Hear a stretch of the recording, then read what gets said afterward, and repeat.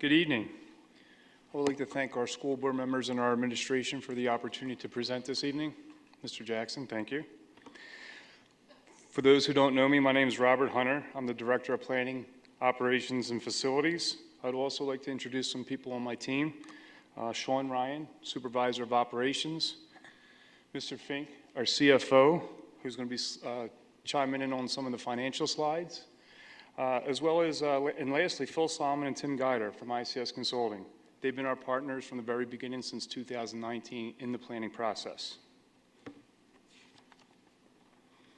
Our goals for tonight are to walk through the planning process, preview the 10-year improvement plan and proposed budget, highlight the planned work over the next 2 years, including funding options, provide board members information to support in the decision-making process.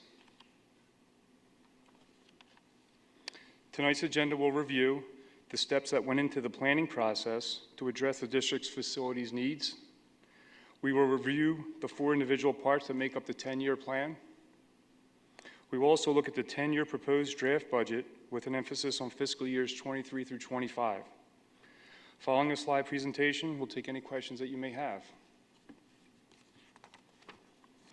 When I came to Springford in May of 2018, I was tasked with developing a 10-year facilities improvement plan. This planning effort has been 4 years in the making and remains a living document as we plan for future years. We know data drives decisions. As you can see from this timeline, we have collected the data and used it in the decision-making process. The district consists of 1.6 million square feet of maintainable space. Average age of our school buildings is 46 years old. 4 buildings have been constructed within the last 22 years to support district growth. The current portfolio replacement value is $782.4 million.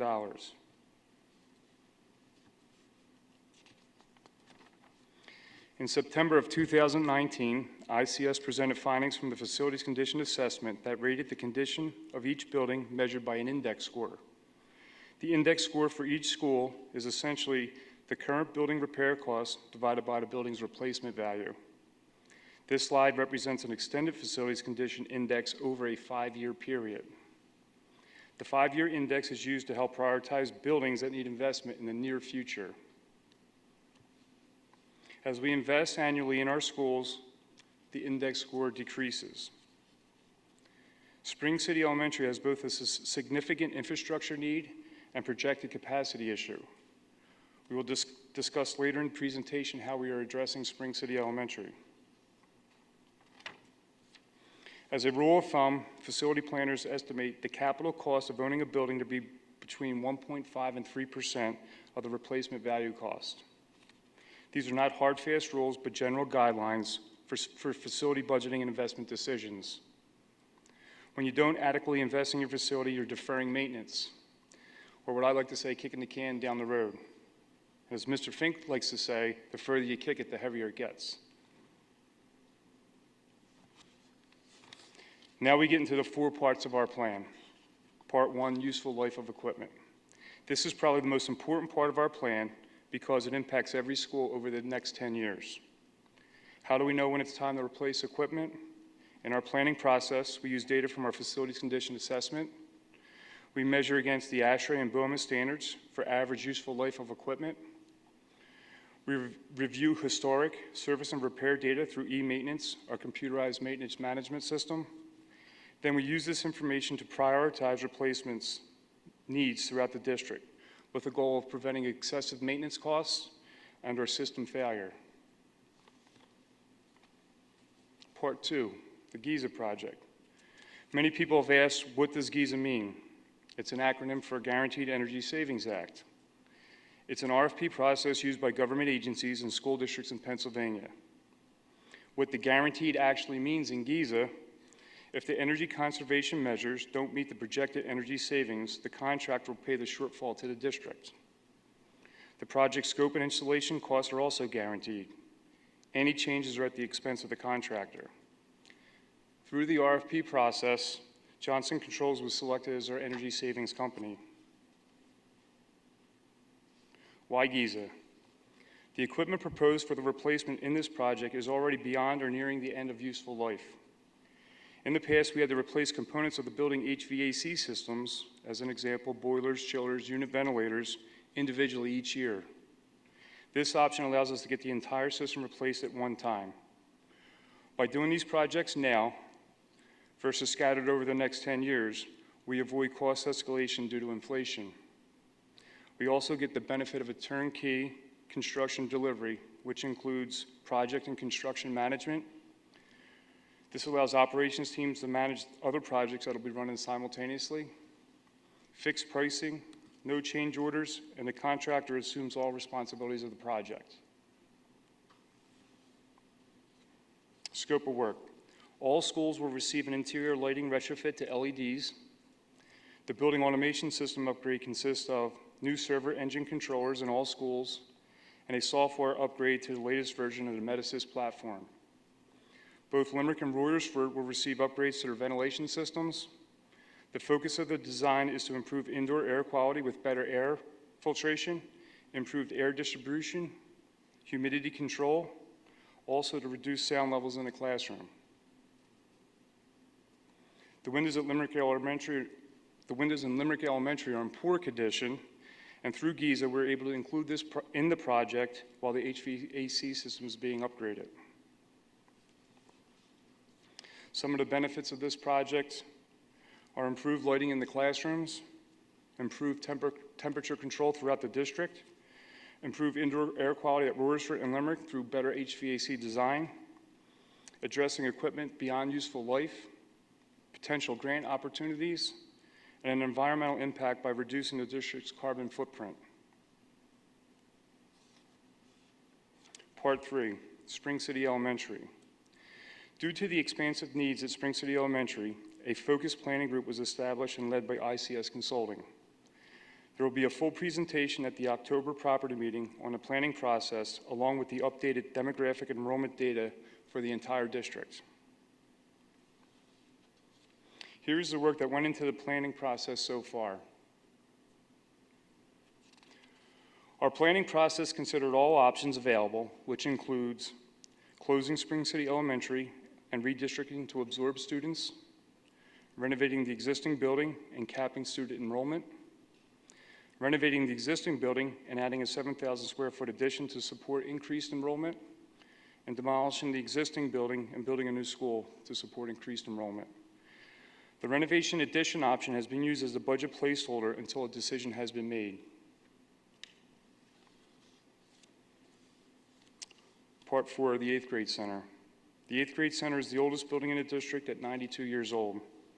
Because of its aging mechanical infrastructure and wear on building finishes, a substantial financial investment will be needed. The building also presents design challenges to modernize. While Spring City is the most pressing concern, the 8th grade is close behind. Given the macro trend and enrollment projections, this building could be sunset out of the district portfolio, if that direction was desired. We see a decision for the 8th grade center a few years off and requiring a full planning process like the one being used for Spring City Elementary right now.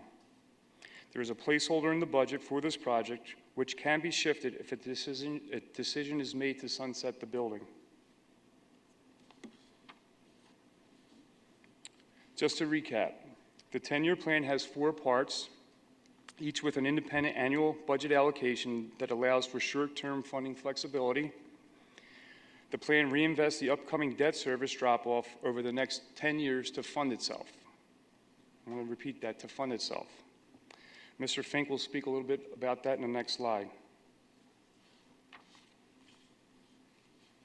Here is the proposed 10-year plan broken down into 4 parts by fiscal year. Part 1, useful life replacement. Total $61.7 million over the next 10 years. The total for each year is the sum of the planned projects for that year. Part 2, the GESA project comes in at just under $17 million. Part 3, Spring City Elementary has a placeholder in fiscal year 25-26 of $17.4 million. Part 4, the 8th grade center has a placeholder in fiscal year 26-27 of $20 million. The total proposed over the 10 years is just over $116 million, which is approximately 1.5% of the portfolio replacement value. The area highlighted in green will be the focus of our next slide. This plan is not inclusive of all the needs the district has, but represents the essential items that keep a building safe, warm, and dry, and conducive for learning.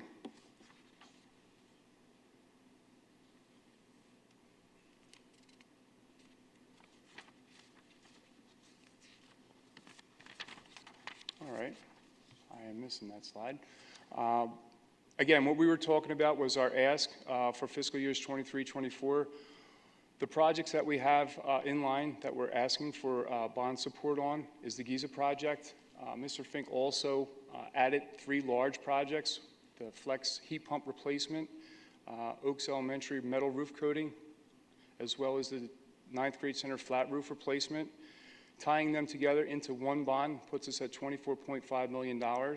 And then the continued allocation that we receive $1.5 million a year over the next 2 years for our continued useful life of equipment replacement. So again, this ties in for fiscal year 23-24 and 24-25.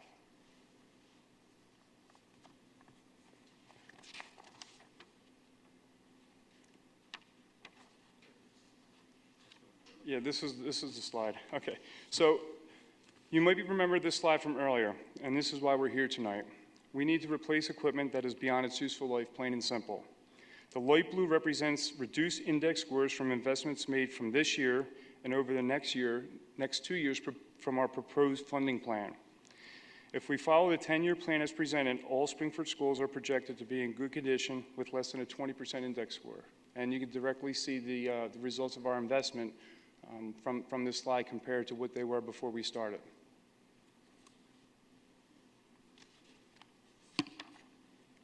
Mr. Fink?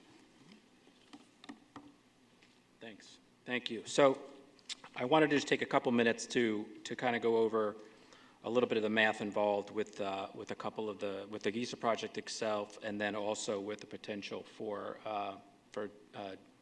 bonds for debt incurring or adding some debt, or however that works out. So first, let's take a look at the GESA project and look at I would like to call it a cash flow, but it's not really cash flow. It's more of a profit and loss and how this works. So Mr. Hunter mentioned a couple of things in his presentation. He mentioned something that said guaranteed savings. He mentioned something that said potential for operating and maintenance savings.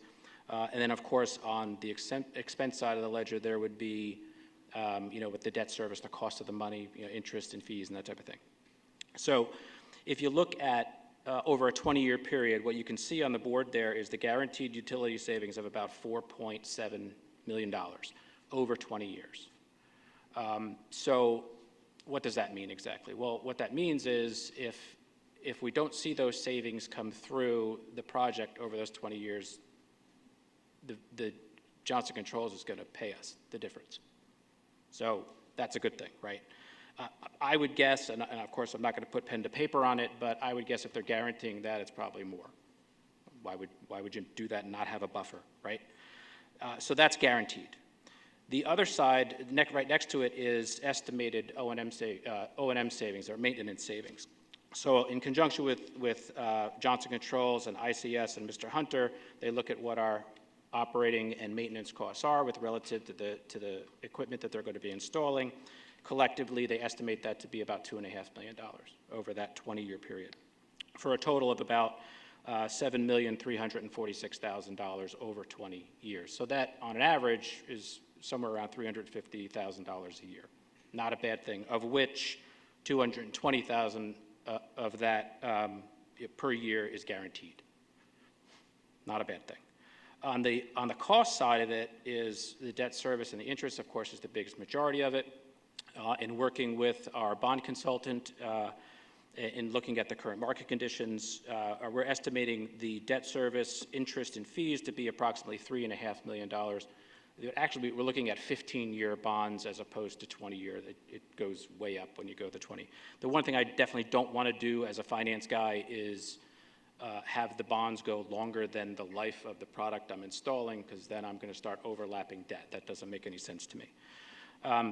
There are some small service agreements that would go with some of the products that were being installed as well, for a total cost, of interest and fees and service agreements of about $3.6 million. So 7.3 in potential benefits, some of that's guaranteed, versus 3.7 million in costs. I'm sorry, 3.6 million in costs, leaving us with about $3.7 million in benefit over that time.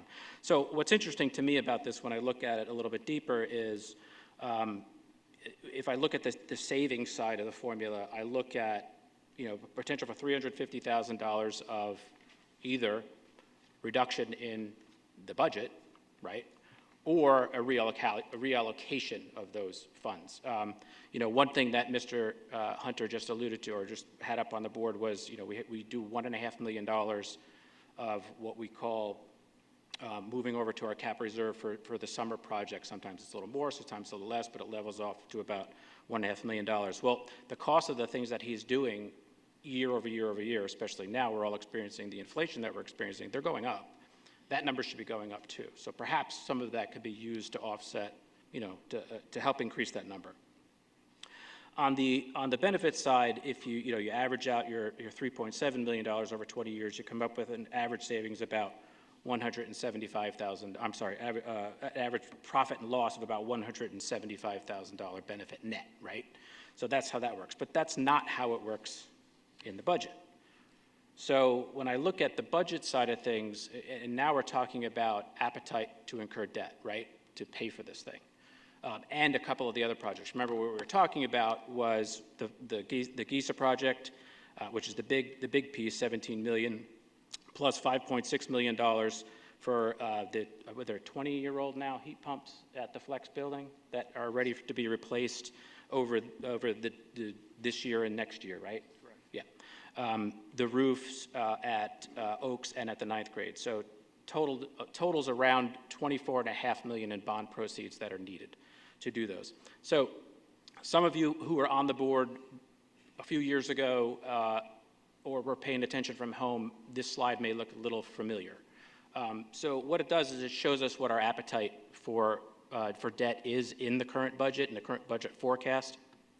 So the blue line at the top, that's what's in the budget forecast. That's what we've projected. That's where we're at, about $14.5 million, seeing that incline as costs increase over those years, to roughly 17 million about 10 years from now. The red line is what our debt obligations currently are. So you can see that number is falling off, right? So at the end of this year, some of our debt will be maturing. We'll go from about 14.5 to 9.3, so call that about $5 million. That's that debt cliff, first debt cliff, right, Mrs. Zowski? I know you love that term. I do. I know you do. So about $5 million. Then 2 years later, we hit another debt cliff, about the same, about another just a little bit under $5 million. So you can see there's that gap between the blue line and the red line. That, to me, is the opportunity window. That's where you can get things done. That's what we've been waiting for, and which is why these projects are aligning up nicely with that. The green line in the middle, what that shows is if we were to go out for that $24.5 million in bond proceeds, that's approximately what the debt service payments would look like. So you'd be staying pretty much where we are right now over the next couple of years. Then as another bond offering matures, in 2 years' time in 2026, we're going to drop down from about 14.2 million all the way down to about 6.4 million. So again, you can see how those numbers fall off. But the idea is, you could see, my point of this slide is to show you that we can do this project within the current budget the way it stands right now without impacting. So we don't have to increase the budget. Plus, there are those guaranteed savings on the other side, which when budget time comes around to talk about, in the January timeframe, February timeframe, we can talk about where we want to put that $350,000 a year. And next steps, property, you want to chime in here on the property? Yes, sir. So October is a critical month for Springford related to facilities planning. The contract for the GESA expires on October 29th. The administration will be making a recommendation at the property meeting for the Spring City Elementary. Administration is recommending bond funding for the approval, which is critical if the proposed work is to be completed before the beginning and/or during the 23-24 school year. Thank you. Thank you very much for the information. Thank you for coming tonight and sharing this with us. A lot of this we've been hearing at the Property and Finance Committees. So I appreciate that you're bringing it here for the community. Thank you. Any questions or comments for the board? Okay, I'll go. So that was a lot of information, very well organized, very thoughtfully and decidedly, I would say, laid out in a way that I understand what you're putting out, and I'm sure many other people in this room do also. So a couple of questions. Sure. I'm not even sure where to start with those. So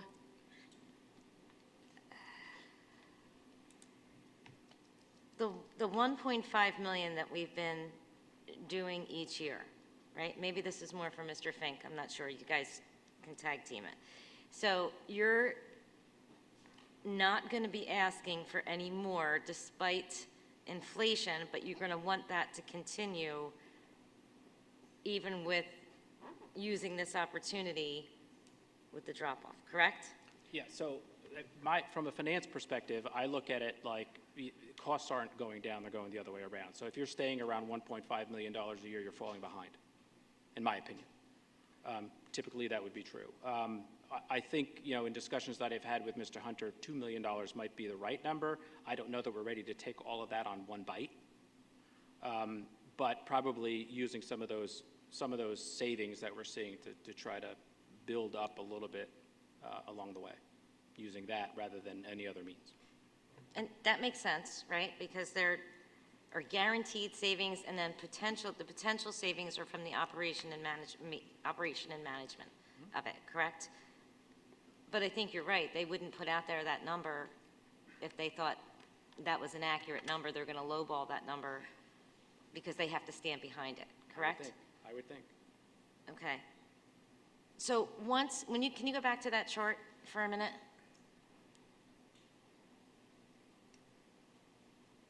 Yep. No. This one? No, the graph, sorry. Yeah. So if we were to do, so that pocket there between the red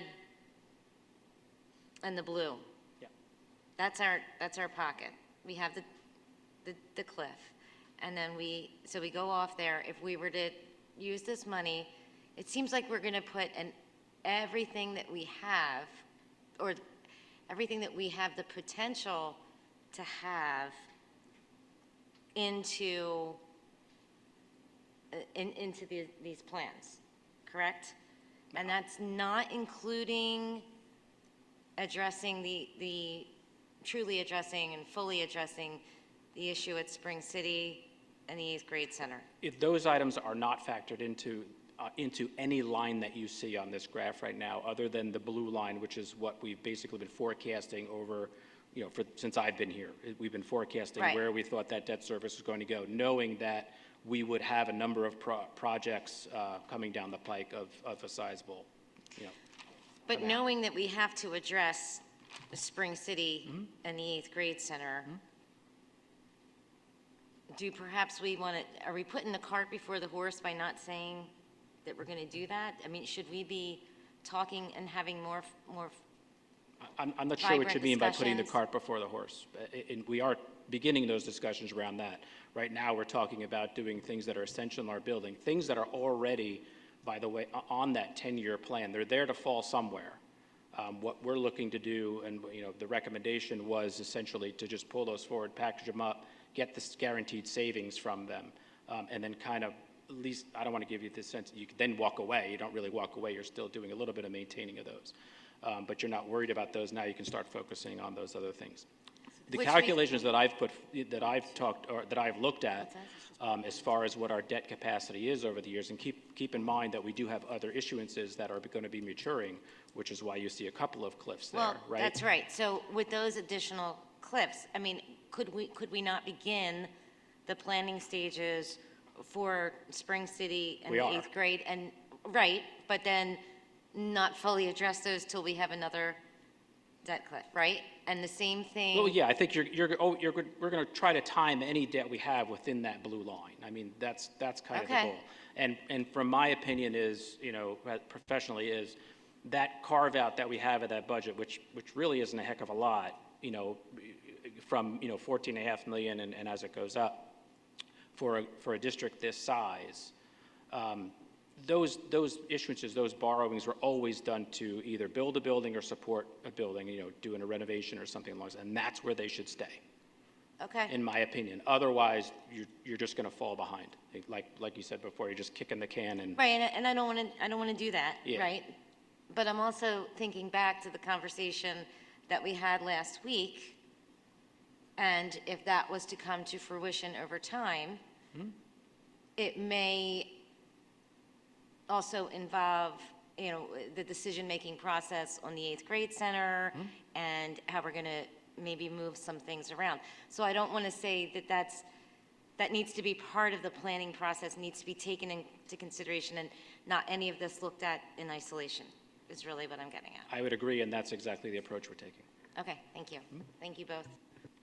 So just, oh, sorry. No, go ahead. No, I was going to say, so just to clarify, like that when you, on one of the previous slides, it's had 8th grade marked for 2027. So right when you get to that flat line is when you're thinking about that work Yeah, progressing. The planning can happen prior. Correct. By the but- time these guys get through all, I'm pointing around because there's a whole bunch of folks here.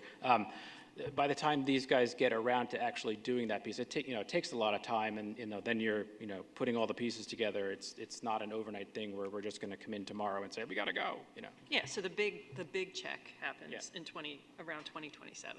Correct. Yep. And we can structure debt also in a way that we don't necessarily have to mess with that blue line very much as well. So you're talking about, with this, what we're looking to agree upon is really part 1 and part 2. If it's part 1 and a piece of part 2, yeah. It's the GESA project, which was part 2, correct, Bob? Yeah, let me just go back here. I think that's really what you're talking about, was right So- there. When you look at this, again, it's 4 parts of the plan, and to Mr. Point and to your point, our debt service, these are all coming into alignment as the debt service drops off. Based on the information that Mr. Fink showed, our debt capacity, it does cover the amounts of the total project value in here. So everything is factored in.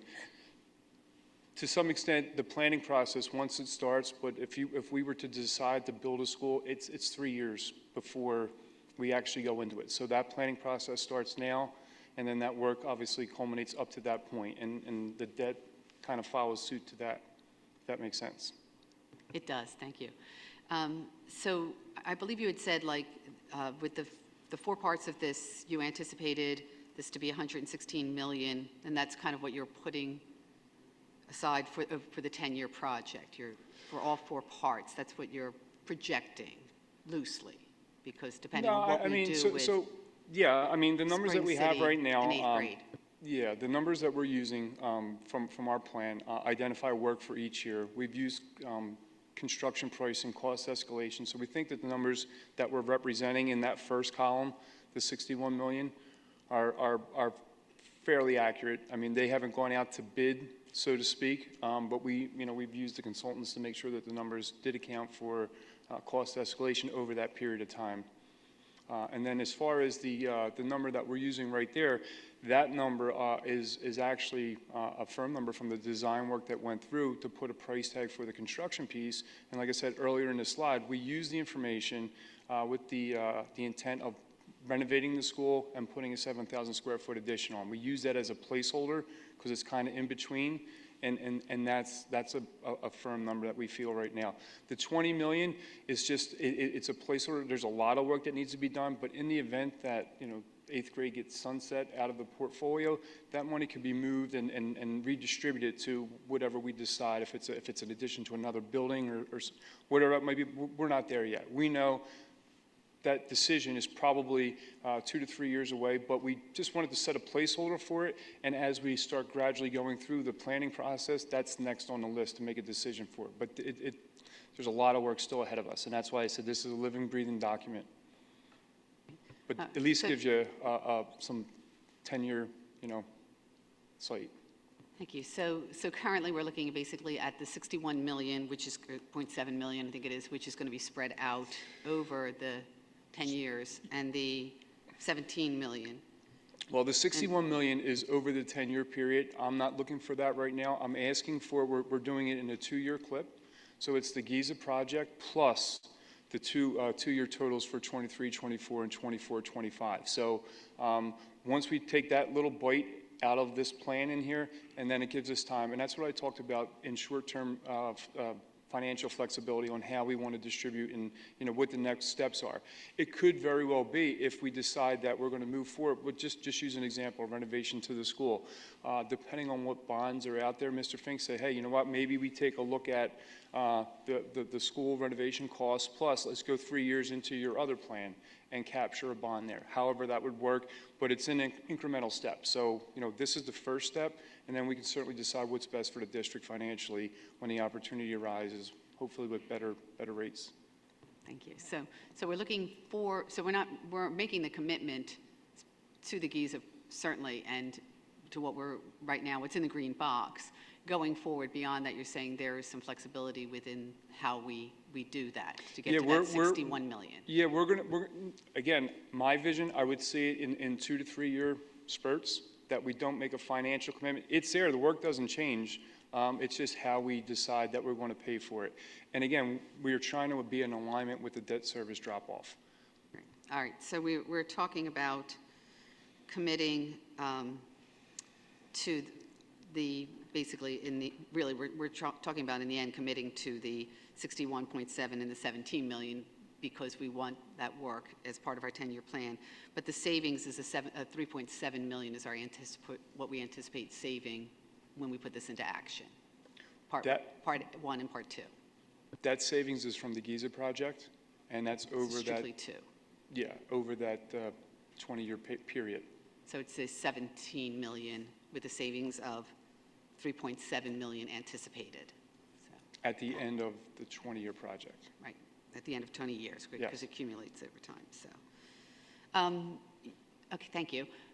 Mr. Fink, so you were saying that you anticipate this costing more, putting aside, we've been using the 1.5 million annually, and now you anticipate going forward it would be closer to 2 million. Am I correct on that? Yeah, so traditionally, we've set aside $1.5 million a year for what Bob likes to call the summer projects, paving, doing some roof work, and whatever other projects they have to do.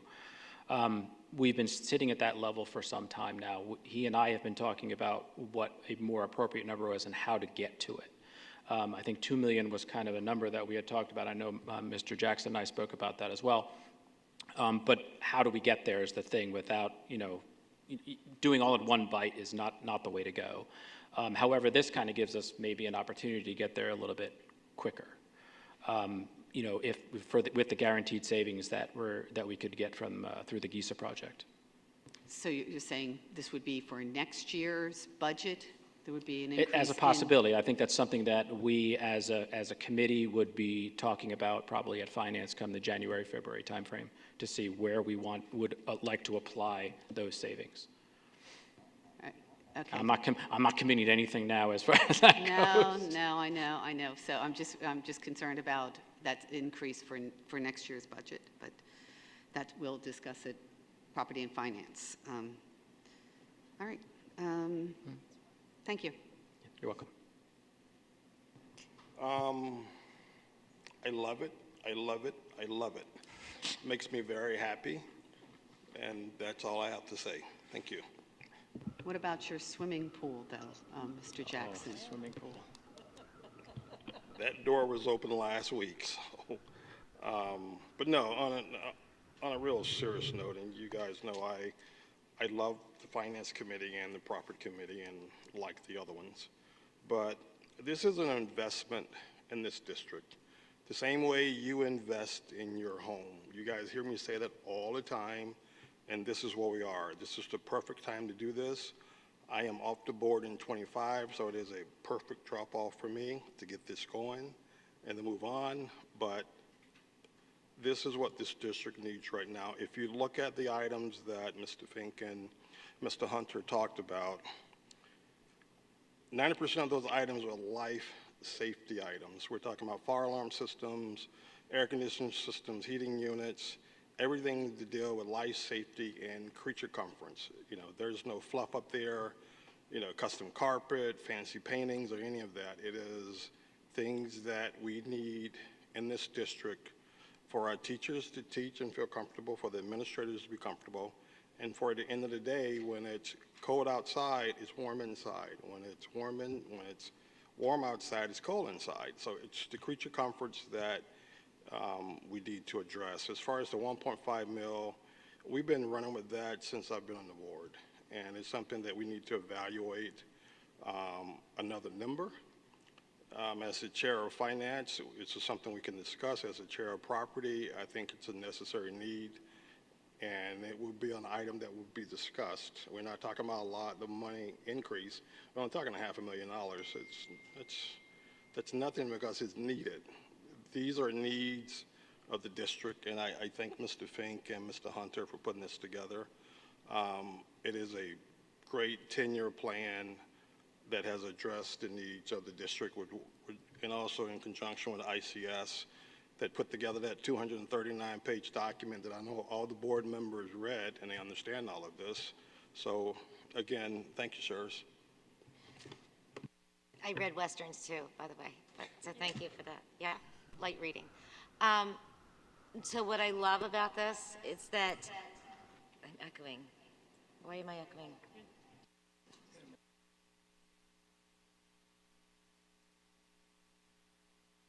Is that better? Yeah. So I love being in line with the debt cliff, I love that idea. And I just want to say that I'm always asking questions and hard on both of you. And I thank you very much, well, sometimes, but I want to say that I thank you very much for this. And I think this is collaboration at its finest, right? We have property and finance working together towards a solution that is not going to harm the district, but rather build the district up. So there will be tons and endless questions that will come. I promise you that. But I do want to thank you for laying the foundation, and I want to thank ICS for everything that they've poured into this. I think this is just collaboration at its finest, and I would be remiss if I didn't say that to you. So thank you very much. Mrs. Hermans. Two quick clarifying questions. So on the next slide, the GEO bond proceeds, the GESA projects, the heat pump replacement, Oaks roof, 9th grade roof, just to make sure I heard you clear. So there is a possibility of funding all of these projects without impact to the budget, right, as a result of the debt cliff? That is correct. Okay. Second, I just want to make sure I heard that. Secondly, I know I saw a slide that says we're going to be talking about this in the October work session.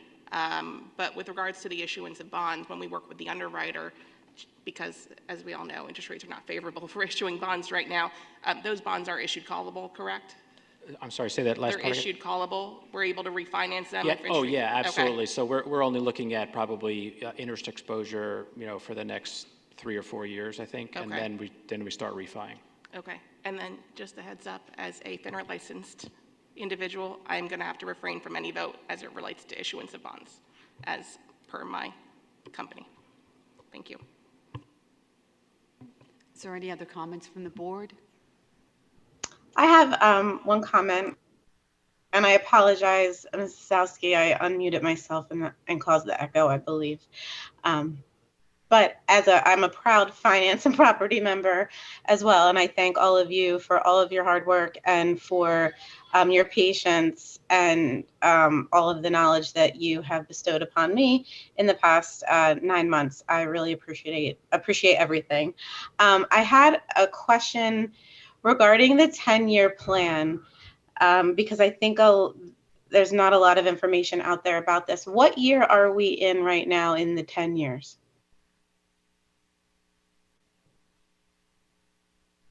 I'm sorry.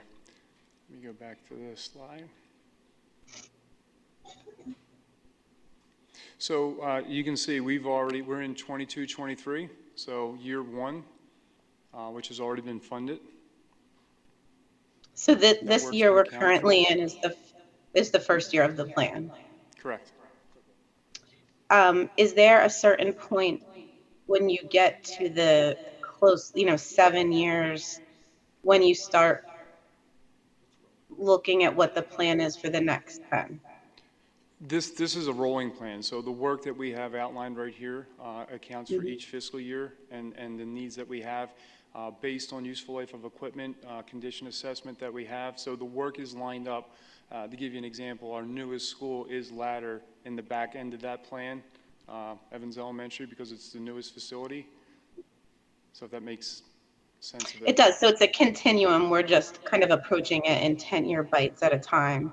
That's correct. Anytime, in my opinion, when you forecast out 20, 25 years, it's just placeholders.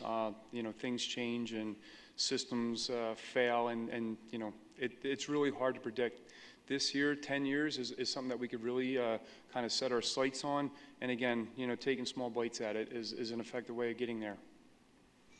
Awesome, because I know that in the reporting and the projections there, and in the first chart that you showed, there are other buildings that will be coming up for priority as well. So I love hearing that it's a continuum and we're just processing it in 10-year bites. I think that's great.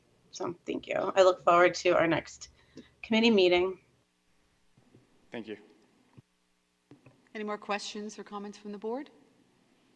Thank you very much for the presentation. I look forward to seeing you at the October Property and Finance Committee meetings. Thank you.